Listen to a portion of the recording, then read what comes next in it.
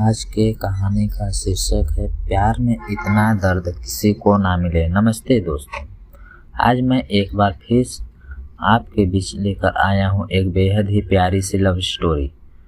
तो इसे कृपया पूरा पढ़ें और कैसी लगी ये सैड लव स्टोरी ज़रूर बताएंगे। कहानी एक ऐसे लड़के की है जिसे उसके प्यार में 2 बार इनकार मिला, लेकिन आज भी शायद उस लड़की को भुला नहीं पाया। तो आइए इसे मैं और आप साथ पढ़ते हैं और जानते हैं कि क्या है आदित्य और खुशी की सैड लव स्टोरी। आदित्य पढ़ने में थोड़ा एवरेज और लड़कियों के मामले में थोड़ा कच्चा था। उसकी मुलाकात 11th स्टैंडर्ड में खुशी से हुई। खुशी पढ़ने में अच्छी और अपने फ्यूचर के बारे में बहुत सोचने वाली लड़की थी। धीरे धीरे 11th ख़त्म होते होते वो अच्छे दोस्त बन गए थे और 12th में आदित्य ने खुशी से अपने प्यार का इजहार कर दिया, लेकिन खुशी ने इनकार करते हुए बड़े प्यार से उसे समझाया कि इससे हम दोनों की ज़िंदगी खराब हो जाएगी, क्योंकि हम नहीं क्लास में पढ़ाई कर पाएंगे और ना ही घर पर। आदित्य को खुशी की बात थोड़ी बुरी लगी, लेकिन फिर उसे समझ में आ गया कि खुशी सही कह रही है और उससे अपने फ्यूचर और पढ़ाई पर फोकस करना शुरू कर दिया।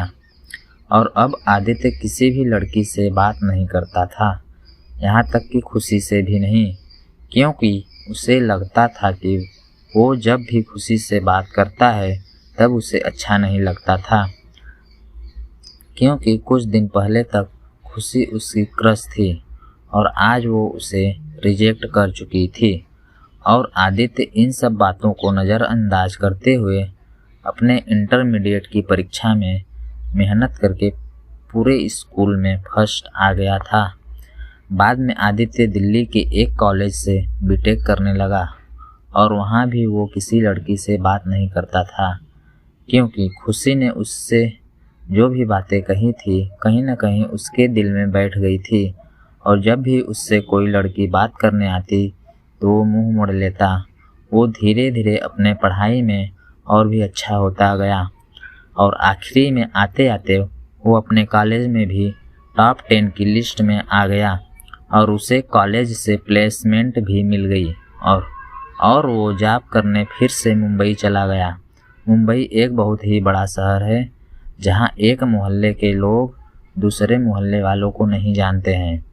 वही जब आदित्य ऑफिस गया तो उसे वहाँ खुशी दिखी, लेकिन अब खुशी के लिए उसके दिल में कोई जगह नहीं थी और इसलिए वो हर बार खुशी से छिपता रहता। इसलिए नहीं क्योंकि वह उससे नाराज़ था, बल्कि इसलिए क्योंकि वो फिर से खुशी की ज़िंदगी में नहीं आना चाहता था। लेकिन वो कहते हैं न कि भगवान की मर्जी के आगे किसी की नहीं चलती। एक दिन ऑफिस के कैंटीन में खुशी ने आदित्य को देख लिया और उसके पास जाकर उससे बातें करने लगी। आदित्य के पास भी खुशी से बात करने के अलावा कोई विकल्प नहीं था। दोनों के दिल में पिछले 4 सालों से जो भी दर्द था उन्होंने एक दूसरे को बताया और खूब सारी बातें की।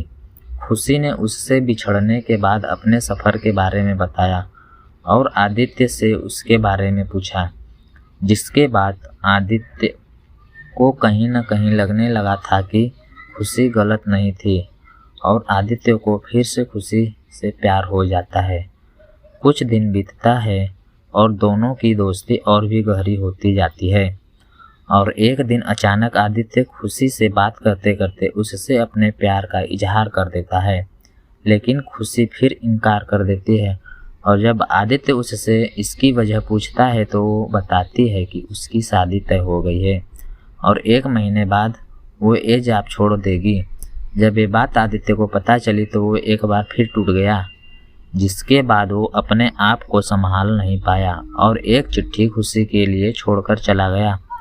और खुशी उस खत को पढ़ती है जिसमें लिखा था, मेरी प्यारी खुशी, मैं तुम्हें बहुत प्यार करता हूँ, लेकिन शायद तुम मेरी ज़िंदगी में नहीं हो, इसलिए तो मैंने तुम्हें 2-2 बार खोया है।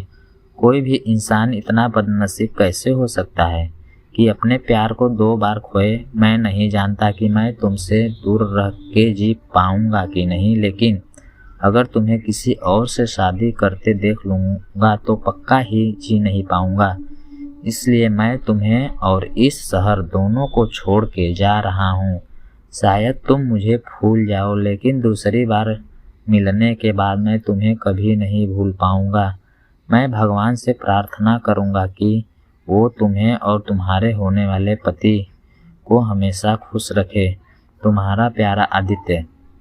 खत पढ़ने के बाद खुशी रोने लगी और आदित्य को बहुत ढूंढा पर वो कहीं भी नहीं मिला। और बाद में खुशी ने अपने परिवार की खुशी के लिए अभिषेक से शादी कर ली।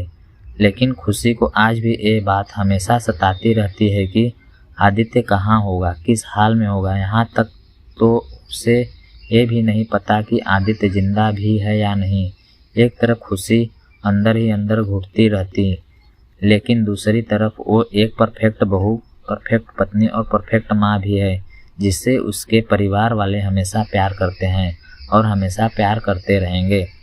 हमें ये तो नहीं पता कि खुशी ने 12th स्टैंडर्ड में या जॉब टाइम पर आदित्य को ठुकरा के गलत किया या सही, लेकिन आदित्य ने ये साबित कर दिया कि वो खुशी से सच्चा प्यार करता था और इस बात का एहसास शायद अब खुशी को भी हो चुका था और इसीलिए शायद आज तक खुशी अपने आप को माफ़ नहीं कर पाई है। मिल जाती अगर कभी सभी को अपनी मोहब्बत में मंजिल, तो यकीनन रातों के अंधेरों में कोई दर्द भरी शायरी नहीं लिखता। इसी के साथ मैं आपसे विदा लेता हूं दोस्तों।